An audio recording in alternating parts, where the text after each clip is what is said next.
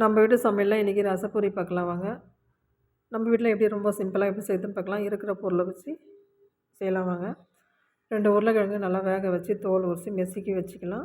ஒரு மிக்ஸி ஜாரில் கொஞ்சமாக புளி, புதினா, கொத்தமல்லி, 4 பச்சை மிளகா, கொஞ்சம் இஞ்சி, 1 ஸ்பூன் கல் உப்பு, 1 ஸ்பூன் வெல்லம் சேர்த்து தண்ணி சேர்த்து அரைச்சி ஃபில்ட்ரு பண்ணி எடுத்துக்கலாம். அடுப்பில் ஒரு கடாய் வச்சு எண்ணெய் ஊற்றி எண்ணெய் காயிட்டுன்னு கொஞ்சமாக கார்ன் பொரித்து எடுத்துக்கலாம். கார்ன் பொரிட்டுன்னு அப்படியே பானிபூரியும் சேர்த்து பொரிச்சிக்கலாங்க. இது போல் நல்லா பானிபூரியும் பொரிச்சிக்கலாம். நல்லா பெருசாக வரணும்.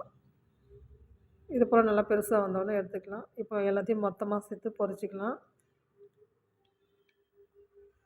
இது போல் மொத்தமாக பொரித்து வச்சுக்கலாம். இதுக்கு மசாலா ரெடி பண்ணி வச்சுக்கிட்டு பார்க்கலாம். உருளைக்கிழங்கு, கேரட், வெங்காயம், கொத்தமல்லி, கொஞ்சம் மிளகுத்தூள் சேர்த்து வச்சுக்கிறேன். ரசமும் ரெடி ஆயிடுச்சுங்க. இப்போ நம்ம பானிபூரி அதில் ஹோல்ஸ் போட்டு மசாலா உள்ளே வச்சு ரசத்தை ஊற்றி சாப்பிட வேண்டியதுதாங்க. ரொம்பவும் நல்லாயிருக்கும். நீங்களும் செஞ்சு பாருங்கள்.